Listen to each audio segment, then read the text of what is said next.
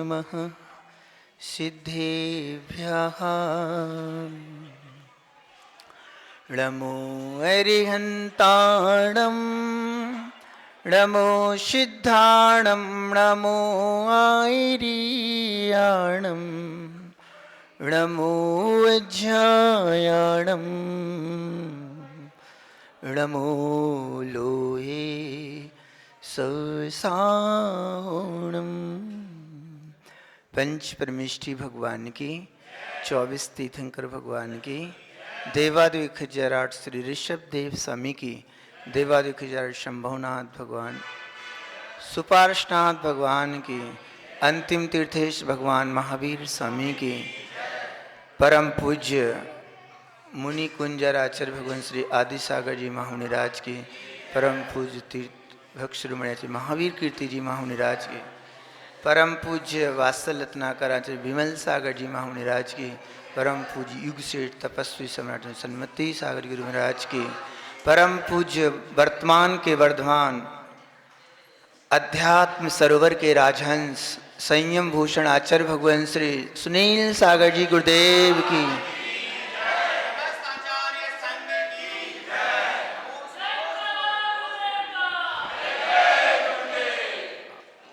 उपस्थित धर्मस्नेही प्यारे प्यारे भव्यात्माओं, पुण्य जब हमारा बढ़ता है तो हमारे कदम गुरु भगवान के दर्शन की ओर बढ़ते हैं। बिगर पुण्य के ये सारे काम संभव नहीं हैं। पूर्व भाव में या इसी पर्याय में ऐसी सद्भावनाएं अपने जीवन में भाई होंगी, उसका यह फल है कि छोटी सी नगरी में एक दिन के लिए सही आचार्य भगवान का इतना विशाल संघ आपकी नगरी में पदार्पण हुआ। यह जीवन का पता नहीं,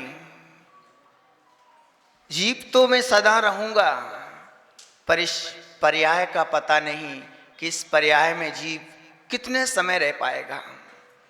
ज्ञानियों, जहां ये पता ही नहीं कल मेरा क्या होगा, आज हम यहाँ हैं, 2-3 समय के बाद यह जीव न जाने कौन सी पर्याय में पहुंच जाए। जिन लोगों ने इस दुर्लभता को जाना है, जिन लोगों ने उस पवित्र भाव को आदर किया है, उसकी महिमा जानी है, वह तो गुरु भगवान के प्रति, भगवान के प्रति पूरा जीवन समर्पित ही कर देते हैं कि हमारा जीवन यदि है तो धर्म के लिए ही सिर्फ है। ज्ञानियों, आचार्य भगवान को आप देख रहे हैं, जिनका चिंतन शुद्धात्म तत्व की आराधना में लीन है, जो निरंतर आत्म भावना में लीन रहते हैं, शुद्ध आत्म तत्व की आराधना में निरंतर प्रयत्नशील रहते हैं, जिनका हर एक क्षण या हर एक क्रिया मात्र एक शुद्धात्म तत्व की आराधना के लिए जाती है। चिंतन चल रहा है, मैं एक चैतन्य आत्म तत्व हूं, सबसे निराला हूं। कितना विशाल वो चिंतन है ज्ञानी, कि संसार कितनी विषमताओं से भरा रहता है, कितने विकल्पों से भरा रहता है। यह जीव थोड़ी सी उपलब्धि हो गई तो अहंकार करने लगता है, और कुछ चीज अपने से दूर हो गई तो दुखी हो जाया करता है। कोई चीज को पाने के लिए व्यक्ति नाना प्रकार के कषाय भावों को करता है।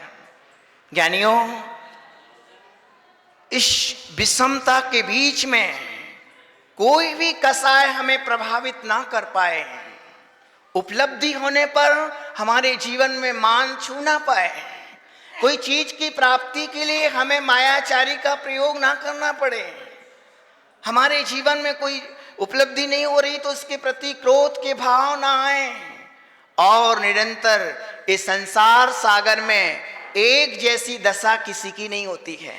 आज कुछ क्षण है, दूसरे समय दूसरे परिणाम होते हैं, यानी परिणति जीव की निरंतर बदलती रहती है। और इस परिणति की बदलते समय भी अपने आप को शुद्धता की दृष्टि रखना, यह महापुरुषों का ही कार्य हो पाता है, हर व्यक्ति के संभव नहीं है। संसारी जीव थोड़ी थोड़ी चीजों को लेकर के कषायों में बह जाते हैं, विकारों की ओर चले जाते हैं। ज्ञानियों, वही कला हमें सीखनी है आचार्य भगवान से, कैसे पंचम काल जैसे दुष्सम काल में जहां ये जीव भोगों का यानी अन्न का कीड़ा बना हुआ है, निरंतर राग देश की ही भावना से जला जा रहा है, ऐसे समय प्रभु आप अपने आप को तटस्थता की स्थिति में कैसे बना के रखते हैं। यानी जिनके पास समय सार का चिंतन हो, अपने आत्म तत्व का ही निरंतर भावना लीन हो, उस भावना में निरंतर उस शुद्धात्मा की भावना में लीन रहते हो। चेतन जिन दर्शन तो निर्भय होने की कला सिखाता है कि व्यक्ति किस भावना से वो निर्भय हो सकता है। आचार्य भगवान ने पूरे समय सार को अपने जीवन में जिया, सिर्फ कंठस्थ ही नहीं किया। आप देख रहे होंगे, आपने बहुत सारे बही खाते के लेखा जोखा कंठस्थ कर रखा होगा, किसको कितना देना है, किसको कितना लेना है, किसके कितने नंबर हैं, सब लोग। एक व्यक्ति बोल रहे थे रास्ते में कहीं कि महाराज जी, ये हमारे दादाजी को सभी लोगों के नंबर याद हैं, ये कोई बड़ा काम नहीं है संसार के लिए। पर ज्ञानी जिनने पूरा जीवन आत्म साधना के लिए दिया है, जिनको आचार्य भगवान को 10,000 गाथाएं याद हैं, कितने हैं, समय सार पूरा आचार्य भगवान को याद है। अकेला याद ही नहीं, चेतन समय सार को जीने का पूरा, जिनने अपने जीवन में चरितार्थ किया है, अपने आप को समय सार रूप में ढाल दिया है। समय सार तो हम देखने कब जाएंगे, आप लोगों को तो बहुत मुश्किल है। समय सार की गहराइयों को कैसे पाएंगे, पर आज एक खजूरी वासियों का बहुत तीव्र पुण्य है। भगवान महावीर तो हमने नहीं देखे, आज चलते फिरते भगवान महावीर के रूप में आचार्य भगवान पधारे हैं, जो जीवंत समय सार का जीवन जीते हैं, जिनकी हर श्वास आत्मा की दृष्टि है। विपरीतताएं भी आती हैं समाज में, लोगों के सामने भी संयोग वियोग भी होते हैं, हर्ष विषाद के प्रसंग भी आते हैं, मान अपमान के प्रसंग भी आते हैं। आजकल हम लोग तो मान अपमान को ही आत्मा मान लिया है। कई लोग समय सार जी में ही बात कही है कि जीव कर्म को आत्मा मान लेता है, कभी पुण्य को आत्मा मानता है, कभी और चीजों को यानी अध्यवसान भावों को आत्मा मानता है। कई लोग ऐसे भी हैं, हमारे जीवन में कोई सम्मान मेरा नहीं हुआ, इससे अच्छा तो मर जाना ही अच्छा है। कई लोग ऐसे सोचते हैं कि मैंने अपने जीवन में कुछ संग्रह नहीं किया, कुछ पैसा एकत्रित नहीं किया, कुछ भी तो नहीं किया, ना बाल बच्चे हैं, ना दुकान है, मकान है, क्या काम का जीवन, मर जाना ही अच्छा है। यानी सब कुछ उस जीव ने अपने वैभव को माना, सब कुछ उस जीव ने बाहर के सम्मान को सब कुछ माना। ज्ञानी वही कला तो सीखना है कि वो आत्म तत्व क्या है, कि जो मान अपमान में भी सम रहे, इस संसार की विषमताओं और विषमताओं में भी अपने आप को निर्मल रखें, ये बहुत बड़ी उपलब्धि है। आचार्य भगवान निरंतर शुद्धात्म तत्व की आराधना में लीन रहते हैं। आप देख रहे होंगे, कम से कम बोलना, आप लोग कितने आगे पीछे होते होंगे, इशारे से आचार्य भगवान दूसरों को संबोधन दे देते हैं। निरंतर आत्म ध्यान की सबसे बड़ी उपलब्धि है। आचार्य भगवान कहते हैं कि दुनिया की बहुत सारी उपलब्धि तुम्हें हो गई, पर वो कोई बड़ी उपलब्धि नहीं है।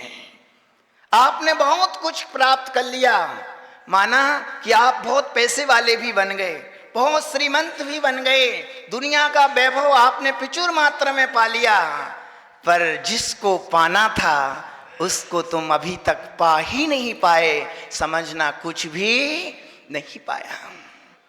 भूप्रग धन्य है अपन सब कि इस कलिकाल में भी कहाँ तो ये जीव एक इंद्री की पर्याय में पड़ा रहता है।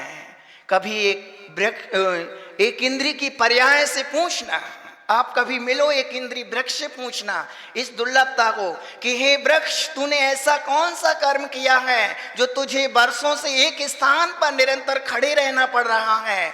और बारिश हो रही है, ओले गिर रहे हैं, धूप पड़ रही है। इतना ही नहीं, तेरे टहनियों को लोग कुल्हाड़ी से काट करके छिन्न भिन्न करके चले जाते हैं, फिर भी तू कुछ भी नहीं कर पाता है। ऐसा कौन सा अपराध तूने किया है? ज्ञानी वो वृक्ष कहेगा कि हे आत्मन, मैं भी एक दिन तेरे जैसा मानव था। वो वृक्ष कहेगा कि हे मानव, मैं भी तेरे जैसा एक दिन मानव था। संगीपना मुझ में था, मुझे चिंतन विचार करने का पूरी सामर्थ्य मेरे में थी, यानी सोच विचार की सामर्थ्य को मैं लिए हुए था। मैं संगी था, मन वाला था। जब मेरे पास मन था ना, जब मैंने अब ध्यान में समय गमाया, किस में लगाया? अब ध्यान में ज्ञानी। अब ध्यान की वजह से जीव पंचम गति की प्राप्ति नहीं कर पाता है। आज तक हमें निर्वाण नहीं हो पाया, निर्वाण नहीं मिल पाया। हमारी आत्मा में और सिद्धों की आत्मा में पूर्ण समानता है। थोड़ा सा ही अंतर है, पर पूर्ण समानता है सिद्धों में। सिद्धों की आत्मा में और अपन सब संसारी जीवों की आत्मा में पूरी समानता है। उनमें भी ज्ञान दर्शन गुण आदि आत्मा में है, क्योंकि आत्मा के जो गुण हैं वो कभी जड़ के नहीं हो सकते। जो जड़ के गुण धर्म है वो आत्मा के नहीं हो सकते हैं। तो जो जीव सिद्ध भगवान के जो चैतन्य स्वरूप है वही आप लोगों का है। सिर्फ अंतर ज्ञानी इतना ही आ गया है कि उनने आत्म गुणों को व्यक्त कर लिया है और हमने अव्यक्त रूप में रखा है, नहीं अभी तक प्रकट नहीं कर पाए। चैतन्य अब ध्यान की वजह से हम उस पंचम गति को प्राप्त नहीं हो पाए। कभी कभी तो सोचना ही चाहिए कि भगवान, अभी तक हमारा कल्याण क्यों नहीं हुआ है? अभी तक मैं मुक्ति श्री को क्यों नहीं पा पाया हूं? चैतन्य वृक्ष कह रहा है कि जब मुझे मन मिला था, मैंने अर्थ आप ध्यान में लगाया, गंदे गंदे विचारों में चिंतन किया, गंदे गंदे चिंतन किया, अर्थरोध ध्यान में उपयोग लगाया, पर पदार्थों के प्रति राग भाव में उपयोग लगाया। उसका ये फल है कि कर्मों ने कहा कि चिंता मत करो, तुमने मन का दुरुपयोग किया था ना। जो मन का दुरुपयोग करता है उसको फिर कर्म कहता है कि बेमन वाली पर्यायनी एक इंद्री की पर्याय में जन्म मिल जाया करता है। आज हम सब बड़े सौभाग्य से पंच इंद्री पर्याय में, मनुष्य पर्याय में, और वो भी जैन कुल में, और जैन कुल के साथ साथ आज सबसे बड़ा पुण्य समझो कि रत्नात्रयधारी आचार्य भगवान के चरणों में विराजमान होने का सौभाग्य मिला है। ये तो बहुत बड़ी उपलब्धि है। अब चाहो इस उपलब्धि को आप अपने जीवन का सौभाग्य बना सकते हो, और चाहो आप ऐसे ही हल्के दृष्टि से लेकर के इस समय को यूं ही बर्बाद कर सकते हो। राजा श्रेणिक को वही समय मिला था, और भी लोगों को समय मिला, पर उनने सम्यक दर्शन प्राप्त करके तीर्थंकर प्रकृति का बंद कर लिया। आज आप लोगों ने जो भव्यता के साथ आचार्य महाराज जी का प्रवेश कराया, ये सिर्फ आपने जैन दर्शन को आगे बढ़ाया है। ज्ञानियों, आचार्य महाराज ने बोला था कि स्थायी प्रभावना करो, अस्थायी प्रभावना नहीं। जयकारी वाली प्रभावना तो है, वो भी है, पर वास्तव में प्रभावना वही कहलाएगी जब हमारे जीवन में सात्विकता आएगी, आत्मचिंतन होगा। कैसी भी समस्याएं आए पर हम आत्म भावना से कभी च्युत ना हो। शुद्धात्म तत्व की भावना मेरे में सदा बनी रहे, और एक आत्म दृष्टि से प्राणी मात्र को मुझे देखने का एक नजरिया बन जाए अपना, तो वास्तव में स्थायी प्रभावना कहलाएगी। पर मुझे विश्वास है ऐसे आचार्य भगवान जैसे गुरुदेव यदि इस एरिया में रहे तो निश्चित ही स्थायी प्रभावना भी एक दिन यहाँ भी बन जाएगी। गुरु भगवंतों का मार्गदर्शन हमारे जीवन में बहुत महत्वपूर्ण स्थान रखता है। अकेला व्यक्ति कोई कुछ करना चाहे नहीं कर सकता है। आपके पास सब कुछ है, कब से बताओ भाई? आप लोग भगवान आत्मा हो, कब से हो? एक दो दिन से नहीं, वर्षों से नहीं, हजारों वर्षों से नहीं, सागरों के वर्ष से नहीं, कल्प काल निकल गए उससे ही नहीं, अनंत काल से आपके अंदर वही परमात्मा शक्ति है। पर हम छोटी सी उपलब्धि मिलती है, राग करने लगते हैं, विषाद करने लगते हैं। हाय हाय हे भगवान, थोड़ी समस्या आती है, अशुभ कर्म के उदय आते हैं, आना ही है, वो तो कर्म लगे हुए, शुभ अशुभ आएंगे ही आएंगे। शुभ में हम खूब फूल जाते हैं और अशुभ कर्मों में हम दुखी हो जाते हैं। बस इसमें समता का भाव नहीं बना पाते हैं। ज्ञानियों, आचार्य भगवान से वही कला सीखनी है अपन सबको कि हे भगवान, उपलब्धि पर भी आप अपने में ही रहते हो और अनुपलब्धि पर भी आप अपने में ही रहते हो। आपने ऐसा वो क्या पा लिया? आपके अंदर ऐसी कौन सी चीज है जो आप अपने में ही रहते हो? ज्ञानियों, ये बहुत बड़ा सहज काम है, बहुत बड़ा सहज काम, और वो ही बता सकते हैं। ध्यान रखना, ज्ञानी जो भोगों में लीन हो वो कभी आत्मा की चर्चा और आत्मा की बात कभी कर ही नहीं सकता है, और संयम और त्याग में जीवन जी ही नहीं सकता है। जिनने खुद अपने आत्म तत्व को भली भांति जाना हो, संसार की असारता का जिनको अच्छी तरह से दिग्दर्शन हो गया हो और आत्म तत्व का जिसको प्रकाश मिल गया हो, फिर उसको दुनिया में किसी चीज की परवाह नहीं होती है। ज्ञानियों, ये जैन दर्शन हमें निर्भय और निसंक होना सिखाता है, निर्भय होना सिखाता है। आज कितने दुखी हैं, दुखी होने की वजह से जीव कुमार्गों पर चले जाते हैं, गलत काम करने लग जाते हैं, कसाओं में उलझ जाते हैं, मिथ्या पथ पर चले जाते हैं। जब हमें तत्वबोध होगा तो हमारी निसंकता बढ़ जाएगी, यानी निर्भयपना हमारे में आएगा। ज्ञानियों, आचार्य भगवान ने उपदेशों में यही कहा है कि णी अप्पा परमप्पा, निज आत्मा ही परमात्म स्वरूप वाली है। अपन सब आचार्य भगवान से यही प्रेरणा लेंगे कि भगवान, आपने पूरा बचपन से लगा करके अभी तक का जीवन त्याग और संयम, सुताराधना, आत्म साधना में लगाया है। हमें भी वो उत्साह बढ़े, हमारे अंदर भी वो उमंग बने कि मैं कुछ धर्म कर सकूं, हमारे अंदर भी धर्म की लौ जग जाए तत्वाभ्यास के प्रति। ऐसा हमें आशीर्वाद देके जाना। ज्ञानियों, आचार्य भगवान के चरणों में यही निवेदन करना कि आपने जो कुछ भी पाया है, हमें बस उसका थोड़ा सा भी हिस्सा, निश्चित है इन आचार्य भगवान ने जो पाया है, ज्ञानी गागर भरी है ना तो बाहर झलकती ही झलकती है। भरी हुई गागर में बाहर में उसका झलकन होता ही होता है, उसमें नमी पड़ी जाती, पता पड़ जाता है इसमें पानी है। आप देख रहे होंगे, अब जब से आप मिले आचार्य भगवान से, उनकी शांतता और सौम्यता ये दर्शाती है कि ने उस आत्म तत्व को समादर किया है, आत्म तत्व के प्रति उत्साह बढ़ा है, तभी तो इस स्थिति में संभाव रख पाते हैं। ज्ञानियों, ये जीवन तो ऐसे ही चलने वाला है। आज तुम्हें जो थोड़ा कुछ मिला, कल ज्यादा भी मिलेगा, कल और ज्यादा भी मिलेगा, यहां तक कि आप राजा महाराजा भी बन जाओगे, मंडली बड़े बड़े राजा, बड़े बड़े पदधारी भी बन जाओगे, एक दो बार भी नहीं, अनंत अनंतों बार बन जाओगे, बन भी चुके हो, और इतनी बार पतित जीवन भी जी चुके हो कि नाली का कीड़ा भी हम अनंतों बार बन चुके हैं। निगोदिया जैसी निम्न और निकृष्ट अवस्था में क्षुद्र भव जिनको कहा जाता है, उन पर्यायों में भी हम अनंत भव गुजार चुके हैं। ज्ञानियों, अब हमें उन मलिन पर्यायों में ना जाना पड़े।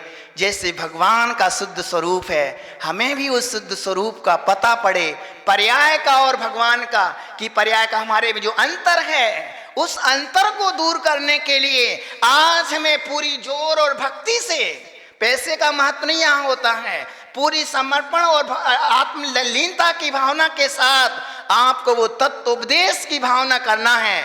निश्चित ही है, आप लोगों के जितने निर्मल भाव होंगे ना, आप लोगों की जैसी आत्म भावना होगी, वैसे आचार्य भगवान के मुख से भी वही तत्व का उपदेश भी वैसा ही निकलेगा। बस भावना हमारी प्रबल ऐसी होना चाहिए कि मैं भी उस आत्म तत्व को समझूं। ज्ञानियों, आचार्य भगवान के बारे में कितना कहें उतना ही कम है। आप सब जान रहे हैं, अंकलीकर परंपरा के चतुर्थ पट्टाधीश, सारी दुनिया में जिनकी त्याग और तपस्या का गौरव निरंतर बढ़ रहा है, जो अपने आचार्य भगवान आदि सागर जी, तुम आप सब जानते ही हैं, दक्षिण के उगते हुए सूर्य और जिन्हें 7 दिन में एक बार सिर्फ आहार लेते थे। कितनी बार? 7 दिन के उपवास के बाद एक दिन एक ही चीज का आहार लेना। उनके बारे में उनका चरित्र मैंने पढ़ा है।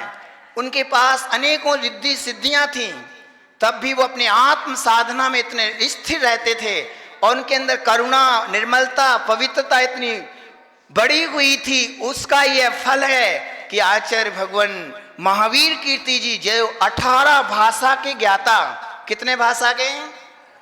जिनको पशु पक्षी की भाषा भी आती थी। ज्ञानियों, ये बिगर त्याग और निर्मलता के बिगर संभव नहीं है। और महावीर कीर्ति को सब लोग अभी जानते नहीं, पर दूसरा महावीर एक उपन्यास आचार्य भगवान के द्वारा लिखा गया, वो एक बार जरूर पढ़ना। उनका कितना मार्मिक जीवन, कितना समर्पण धर्म के प्रति, कितनी निष्ठा, कितने उपसर्ग परिचय आए फिर भी धर्म नहीं छोड़ते और धर्म में उत्साह बढ़ता है। ज्ञानियों, ऐसे महान साधक हुए। और विमल सागर जी तो सारी दुनिया जानती है, जो निमित्त ज्ञान के ज्ञाता थे, यानी जो लोगों को देख करके ही बता देते तुम्हारी क्या भावना है। ऐसे पवित्र और तपस्वी सम्राट, तो जैसे भी वक्ता बता ही रहे थे कि युग इस कलिकाल में यदि कोई श्रेष्ठ तपस्वी यदि हुआ है तो वह आचार्य भगवान सन्मति सागर जी महाराज, जिनने 10 वर्ष तक सिर्फ मट्ठे पर रह करके एकांतर अन्य 10,000 उपवास करके अपने जीवन को जिया। ऐसे पुण्यमय पुरुष के द्वारा संस्कारित आचार्य भगवान सुनील सागर जी, सभी आचार्यों की छवि जिनमें निहार सकते हो। ज्ञानियों, सुत आराधना के प्रति आचार्य भगवान का कितना वात्सल्य, अनुराग है और वो प्रभाव है। क्या सुत आराधना का प्रभाव कि विद्वत जन भी इनकी त्याग और तपस्या को देख करके, मालूम चारू कीर्ति जी ने आचार्य भगवान के विद्वत्ता को देख करके, उनके भगवान के प्रति भक्ति को देख करके अभिनव नेमी चंद्र की उपाधि से नवाजा कि आज वर्तमान के यदि कोई अभिनेमी चंद्र हैं तो आचार्य भगवान सुनील सागर जी। और विद्वानों ने आचार्य अभिनव कुंद कुंद की उपाधि से उनको संबोधन किया, उपाधि दी कि आज यदि वर्तमान में यदि किसी ने समयसार ग्रंथ के बाद प्राकृत में यदि किसी ने लिखा है कुंद कुंद के बाद, तो वह मात्र एक आचार्य सुनील सागर जी, जिनने प्राकृत में ग्रंथों की रचना की। ज्ञानियों, ऐसे महानतम जो निरंतर स्वाध्याय, तत्व चिंतन, स्वाध्यायशील बने हों, आत्मा की भावना में लीन, इसका प्रभाव है। आप देख ही रहे हैं आचार्य भगवान के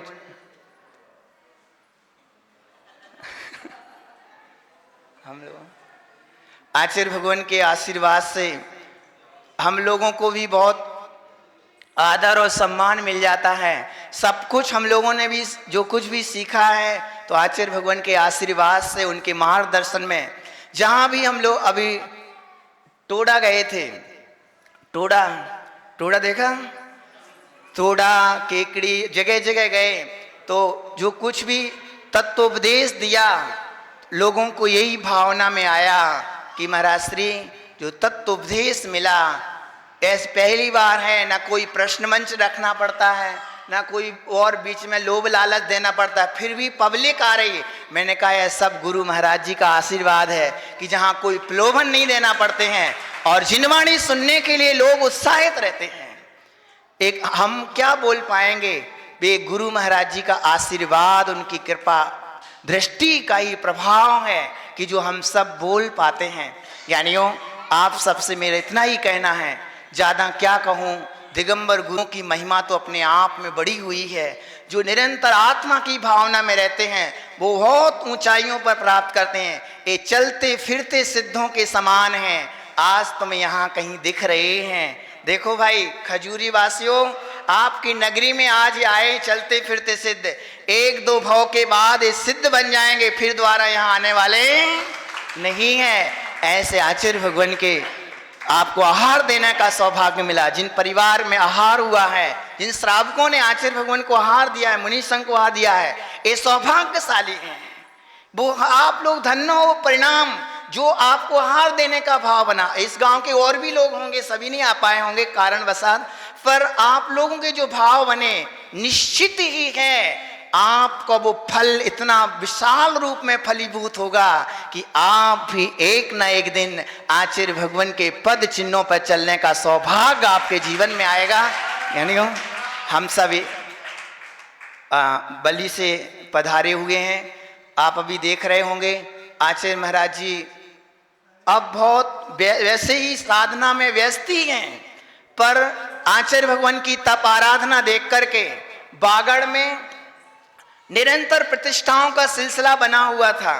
और वहाँ के बाद आचार्य भगवान जयपुर आए, दिल्ली गए, वहाँ भी विशाल संघ की प्रभावना आचार्य भगवान के द्वारा जिन शासन की खूब प्रभावना हुई, लोग दांतों तले उंगली दबाने लगे। दिल्ली में गए, इतनी विशाल यानी आधुनिक परिवेश में हो आकर के भी अपनी साधना जो थी उसको कभी नहीं छोड़ा और निर्मल साधना के आत्मा की आराधना करते रहे। इसलिए ज्ञानियों वहाँ से बिहार करके जयपुर वगैरह भी चतुर्मास सुंदर हुआ और किशनगढ़ का आप सब देख ही रहे हो। ज्ञानियों जहाँ अतिशय योगी जाते हैं वहाँ अतिशयों के भंडार अपने आप एकत्रित होते हैं, अब भंडार ही बन जाए। एक दो अतिशय सुनाऊं तो क्या सुनाऊं ज्ञानियों, जिनका पूरा एक एक क्षण अतिशय में हो। अतिशय क्या कहलाता है बोलो? जो व्यक्ति धर्म से शून्य हो और धर्म में उत्साह आ जाए, यही तो अतिशय है। अतिशय क्या होता है? जो पाप में लगा हुआ हो और उनकी मुद्रा को देख करके पाप का त्याग कर दे, यानी प्रत्याख्यान कर दे, आजीवन का त्याग, यही तो अतिशय है। ये जैनों तक अतिशय नहीं, अजैन जैनेतर समाज भी आचार्य भगवान के उस अतिशय से प्रभावित होती है। लोग अभी शेखावत जी किशनगढ़ से पैदल चल के आए, शेखावत, और उनके घर में विधायक हैं, बड़े सांसद और बड़े बड़े पद वाले हैं।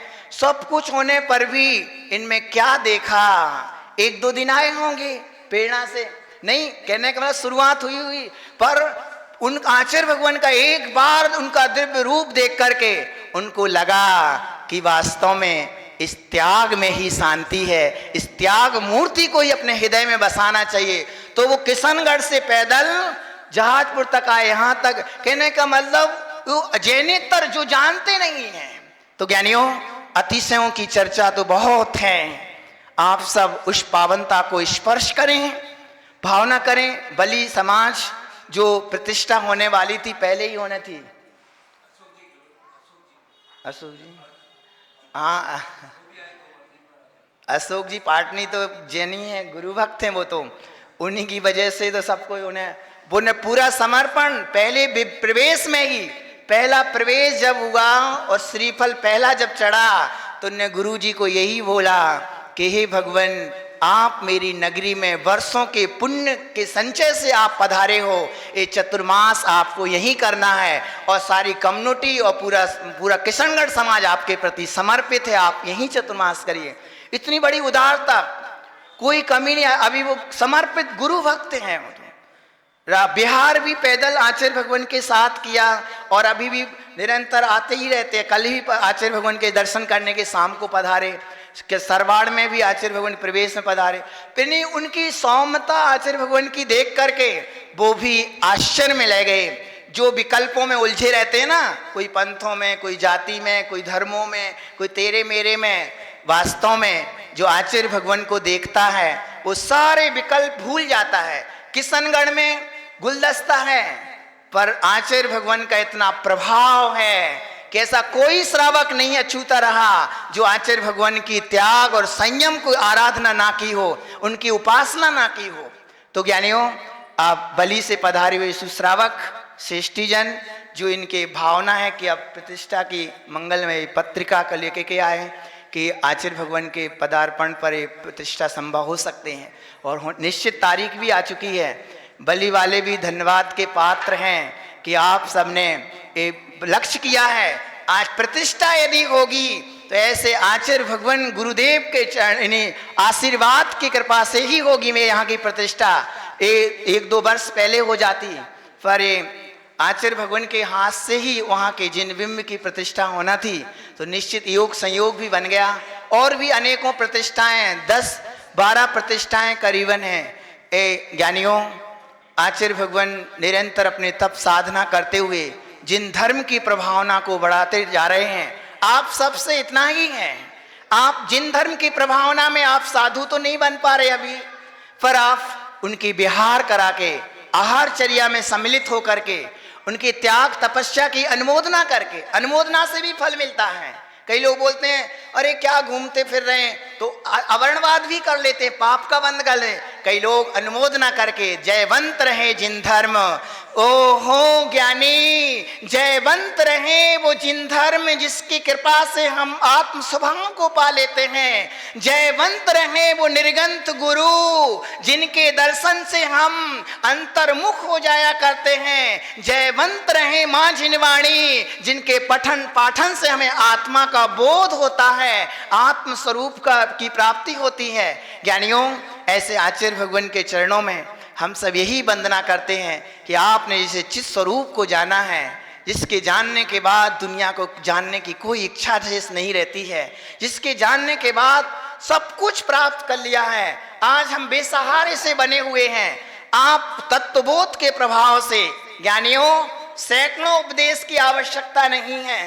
आत्म संबोधन एक ही उपदेश से व्यक्ति सम्यक्त को प्राप्त कर लेता है, आत्मोपलब्धि को प्राप्त कर लेता है। एक शेर महावीर स्वामी सम्यक्त को प्राप्त कर गए शेर की पर्याय में। हम सब आचार्य भगवान की उस मंगलमय वाणी के लिए आतुर हैं, जिनके गंभीरता से भरी हुई जो तत्वोपदेश से पूर्ण है। एक एक शब्द हमें आत्मा की विशुद्धि को बढ़ाने वाले हैं। एक प्रदेश आत्मा के जिनको सुनकर के कंपित यानी उत्साहित हो जाया करते हैं और हम विशुद्धि से भर जाते हैं। ज्ञानियों, हम भी उस पावन विशुद्धि को स्पर्श करें। सब कुछ किया है पर आत्मबोध हमने अब तक नहीं किया। ऐसा मार्गदर्शन हम सबको मिलेगा। इन्हीं मंगल भावना के साथ आचार्य भगवान श्री सुनील सागर जी गुरु महाराज की जय। नमो।